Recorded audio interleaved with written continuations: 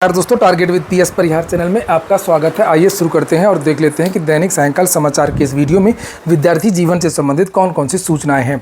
तो वीडियो को जल्दी से लाइक कर दें, शेयर कर दें। जिन छात्रों ने चैनल को अभी भी सब्सक्राइब न किया हो तो जल्दी से सब्सक्राइब कर लें, ताकि आप लोगों को इसी प्रकार की ऑथेंटिक अपडेट से सबसे पहले मिलती रहे। सबसे पहले बात कर लेते हैं यूपीपीएससी कंप्यूटर सहायक भर्ती की, जिसके बारे में मैंने सुबह की वीडियो में आपको जानकारी दी थी।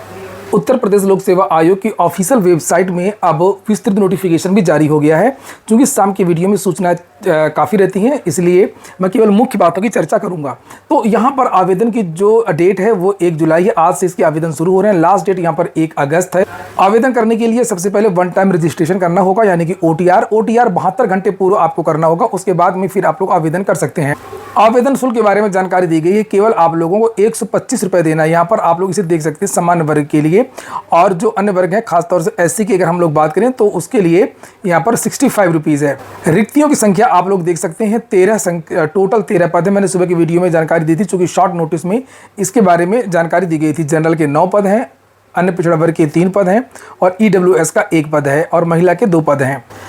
इसका जो ग्रेड पे होता है वो अराजपत्रित समूह गा की भर्ती है, 2400 का ग्रेड पे है। और कंप्यूटर सहायक के बाद में जो प्रमोशन होता है वो ARO पद के लिए होता है।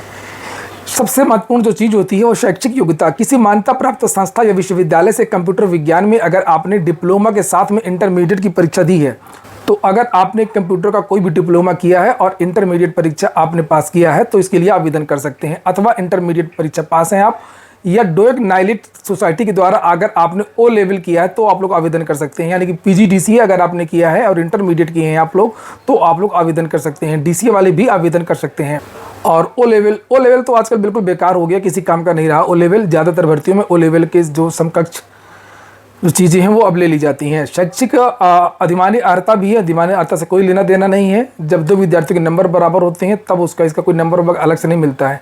जब 2 विद्यार्थी नंबर बराबर होंगे तब इसको अधिमानी अर्हता दिया जाएगा। तो और एज वगैरह की बात करें तो वही 18 से 40 के बीच के जो युवा हैं वो आवेदन कर सकते हैं। परीक्षा के बारे में जानकारी दी गई है कि परीक्षा में कौन कौन से चरण होंगे, परीक्षा की प्रक्रिया क्या होगी। प्रश्नगत परीक्षा 2 चरणों में होगी। एक लिखित परीक्षा इसकी होगी, उसका एक प्रश्न पत्र होगा जो कि बहुविकल्पी होगा। प्रश्न पत्र की अवधि 1.5 घंटे की होगी और इसमें 100 प्रश्न पूछे जाएंगे। पूर्णांक 100 अंकों का होगा। प्रत्येक प्रश्न के अंक भी समान होंगे और उक्त परीक्षा के आधार पर रिक्त पदों का 10 गुना विद्यार्थियों को मेरिट के आधार पर हिंदी टाइपिंग के लिए बुलाया जाएगा। तो जो दूसरा चरण है वो टाइपिंग का है। पहला चरण आपकी लिखित परीक्षा का है। यहाँ पर लिखा भी है द्वितीय चरण में कंप्यूटर पर हिंदी टंकण परीक्षा होगी, जो अर्हकारी क्वालिफाइंग होगा। हिंदी टंकण की अवधि 5 मिनट की होगी। हिंदी टंकण परीक्षा में कम से कम 25 शब्द प्रति मिनट की न्यूनतम गति होना आवश्यक है। और अभ्यर्थियों को चयन के विचार के जो हिंदी टंकण परीक्षा में न्यूनतम गति प्राप्त कर ली हो, तो अब जो फाइनल मेरिट बननी है वो केवल और केवल लिखित परीक्षा के आधार पर बननी है। लिखित परीक्षा में क्या आएगा वो भी इसमें दिया गया है। सामान्य हिंदी 25 क्वेश्चन 25 नंबर के, सामान्य बुद्धि परीक्षण 25 क्वेश्चन 25 नंबर के, सामान्य ज्ञान 25 क्वेश्चन 25 नंबर के, और कंप्यूटर ज्ञान 25 क्वेश्चन 25 नंबर के। हिंदी में क्या क्या पूछा जाएगा, विस्तृत जो सिलेबस है वो यहाँ पर नोटिफिकेशन में ही दे दिया गया है। ये नोटिफिकेशन मैंने अपने टेलीग्राम चैनल पर भी डाल दिया है। आप लोग जाकर के वहाँ पर देख सकते हैं और रीड कर सकते हैं। और भी कोई क्वेश्चन हो कमेंट बॉक्स में आप लोग पूछ सकते हैं।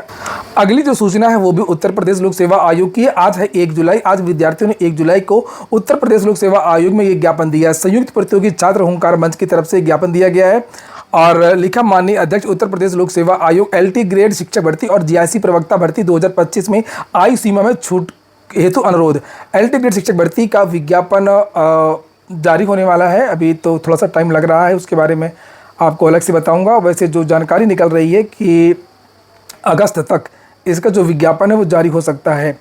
और जितनी भी इसके विवाद थे, सारे जो विवाद है वो लगभग समाप्त हो चुके हैं। लेकिन लोक सेवा आयोग में अभी मेंस वगैरह और बहुत सारी जो चीज़ें हैं उसको लेकर के लोक सेवा आयोग में व्यस्तता है। और जो जानकारी मिल रही है कि लोक सेवा आयोग में ILT ग्रेड में शायद अभी तक उम्र सीमा को लेकर के चीज़ें क्लियर नहीं हो पाई हैं। उम्र सीमा में जो छूट है वो देने की विचार में नहीं है, इसीलिए इन विद्यार्थियों ने यहाँ पर ये आज ज्ञापन दिया है। तो लिखा, सविनय निवेदन है कि उत्तर प्रदेश लोक सेवा आयोग द्वारा आयोजित LT ग्रेड शिक्षक और GIC प्रवक्ता भर्ती प्रक्रिया में लंबे समय से हो रही देरी के कारण कई भर्ती विशेष रूप से सामान्य वर्ग के भी उम्मीदवार जो 40 वर्ष की आयु सीमा के निकट है अवसरों से वंचित होने के कगार पर है। अंतिम भर्ती वर्ष 2018 में शुरू हुई थी। उसके बाद नई भर्ती में देरी ने अभ्यर्थियों के समक्ष गंभीर चुनौतियां उत्पन्न की हैं। अनुरोध प्रस्तावित 2025 और 8,166 9,017 पदों के लिए मैं आयु सीमा में कम से कम 5 वर्ष की छूट और सभी वर्ग के छात्रों को प्रदान की जाए, ताकि देरी के कारण प्रभावित विद्यार्थियों को अवसर मिल सके। भर्ती और बाकी चीज़ें लिखी हुई हैं। आयु सीमा में छूट की नीति को अधिसूचना में शामिल किया जाए, जो नोटिफिकेशन जारी होगा। और ये जो संयोजक हैं प्रतियोगी छात्र हुंकार मंच के पंकज पांडे, ये देखिए ये इनका नंबर है। और इस तरीके का पत्र एक ये सीएम को दिया गया है, आप लोग ये देख सकते हैं। संयुक्त प्रतियोगी छात्र हुंकार मंच की तरफ से सेम यही पत्र सीएम को भी भेजा गया है और उसमें भी बताया गया है कि बहुत सारे जो विद्यार्थी ओवर एज हो रहे हैं, क्योंकि करना सीएम को ही है। और सीएम को एक और पत्र लिखा गया है, यहाँ पर ये देख सकते हैं इसी संयुक्त प्रतियोगी छात्र हुंकार मंच की तरफ से। और ये पत्र है टीजीटी पीजीटी एग्जाम को लेकर के। उत्तर प्रदेश माध्यमिक शिक्षा सेवा चयन बोर्ड की परीक्षा शिक्षा सेवा चयन आयोग होने वैसे होना चाहिए। और ये पहले का है नाम। ये परीक्षा तिथि शीघ्र घोषणा हेतु तो हस्तक्षेप का अनुरोध। और ये देखिए यहाँ पर ये दिया गया है और इसमें भी यही सब बातें लिखी गई हैं कि इस भर्ती में देरी के कारण कि यह भर्ती विशेष रूप से युवाओं को मानसिक और आर्थिक कठिनाइयों का सामना करना पड़ रहा है। कई अभ्यर्थी लंबे समय से इस भर्ती का पूरा होने की प्रतीक्षा कर रहे हैं, बार बार स्थगित होने के कारण प्रतिकूल प्रभाव पड़ रहा है। इसके अतिरिक्त 2025 के लिए प्रस्तावित लगभग 38,000 नई रिक्तियों की भर्ती की अधिसूचना भी अभी तक जारी नहीं हुई है, जो अभ्यर्थियों की चिंता को और बढ़ा रहा है। आपसे विनम्र अनुरोध है कि इस मामले में हस्तक्षेप कर यूपीएससी को निम्नलिखित बिंदुओं पर शीघ्र कार्रवाई करने का निर्देश दें। कौन कौन से बिंदु हैं यहाँ पर ये देख सकते हैं। जैसे टीजीटी पीजीटी की एग्जाम तारीख सटीक घोषणा की जाए, 2022 की जो भर्ती हो पारदर्शी तरीके से हो, 2025 के लिए प्रस्तावित नई भर्ती की अधिसूचना को शीघ्र जारी किया जाए। ये सब चीज़ें जो होती हैं ना, वो सीएम की ही अंडर में आती हैं, सीएम ही करते हैं। चाहे आपने देखा होगा पेपर लीक वाला मामला सीएम ने कहा तुरंत रद्द हो गया, वैसे लोक सेवा आयोग कहाँ रद्द कर रहा था। वनडे वन शिफ्ट वाले में भी सारी चीज़ें जो है, और चाहे पुलिस भर्ती पेपर लीक वाला मामला हो रद्द करवाना, तो सीएम ने ट्वीट किया। तो सीएम चाहेंगे वो तो तुरंत आपका एग्जाम हो जाएगा, तुरंत जो है आपका नई भर्ती का विज्ञापन जारी होगा, तुरंत आपको एज रिलैक्सेशन मिल जाएगी एलटी में। तो ये बात भी सही है। और अगली जो सूचना है वो है विद्यालय मर्जर को लेकर के। आज लखनऊ में बवाल हो गया है। एनएसयूआई कांग्रेस का एक संगठन है छात्रों का, उसकी तरफ से आज विधानसभा के सामने आप लोग ये तस्वीरें देख सकते हैं और ज़बरदस्त प्रदर्शन किया प्रतियोगी छात्रों ने यहाँ पर। और लगातार रोज ही बहुत सारे जो नोटिस हैं, बहुत सारे जो विद्यालय वो मर्ज किए जा रहे हैं। ये देख सकते हैं आप लोग तस्वीरें, ज़बरदस्त बवाल काटा यहाँ पर। ये देखिए ये विरोध जताया जा रहा है और यहाँ पर तो ये इस तरीके का तो बड़ा विरोध हो ही रहा है। और इससे भी ज़्यादा जो विरोध है वो गांवों में आजकल हो गया है। ग्राम प्रधान गांव वाले वो कह रहे हैं हम दूसरे गांव में बच्चों को भेजेंगे ही नहीं। ये देख सकते हैं आप लोग तस्वीरें, ये एनएसयूआई ने ये आज किया ज़बरदस्त प्रदर्शन। ये देखिए विधानसभा का घेराव करने पहुंचे थे कार्यकर्ता। देखिए आप लोग इस वीडियो।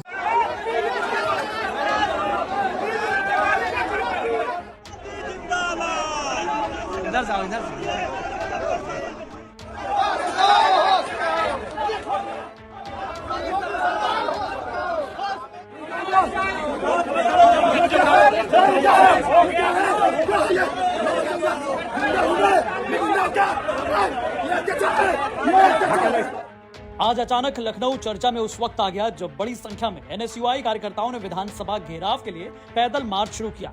इस भीड़ में आए लोगों ने 5,000 से ज्यादा प्राइमरी स्कूलों को मर्ज करने के आदेश के खिलाफ नारेबाजी की। साफ तौर पर स्कूल मर्जर का विरोध करती ये भीड़ विधानसभा की ओर बढ़ रही थी। हालांकि पुलिस को पहले से ही हालात का अंदेशा था, जिसको देखते हुए जगह जगह बैरिकेडिंग लगाई गई थी। जैसे ही कांग्रेस पार्टी ऑफिस के मोड़ पर भारी संख्या में तैनात पुलिस बल ने कार्यकर्ताओं को रोका तो सरकार के लगातार ये आदेश जारी हो रहे हैं। आज फिर से यहाँ पर ये 85 जो विद्यालय हैं अयोध्या के वो मर्ज करने को लेकर के ये युग्मन हेतु संस्तुत कर दी गई है।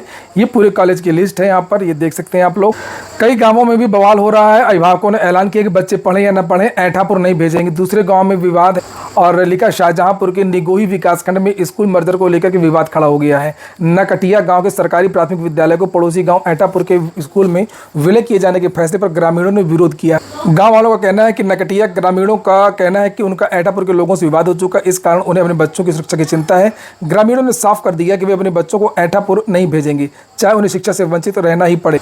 भारतीय किसान यूनियन के टिकैत गुट के ब्लॉक अध्यक्ष पूसेलाल वर्मा ने भी स्कूल मर्जर का विरोध किया। उन्होंने सरकार से इस फैसले को वापस लेने की मांग की है। कल उत्तर प्रदेश में आप जो राजनीतिक पार्टी है उसकी तरफ से भी एक बड़ा आंदोलन किया जा रहा है, इसकी भी चर्चाएं हैं और लगातार बहुत सारी जो राजनीतिक पार्टियां वो भी इसका विरोध कर रही हैं। देखना है कि सरकार बैकफुट में आती है या नहीं आती है। ये हो गया आज का वीडियो। आप लोग अपने विचार कमेंट बॉक्स में रख सकते हैं। पूरा वीडियो सुनने के लिए बहुत बहुत धन्यवाद।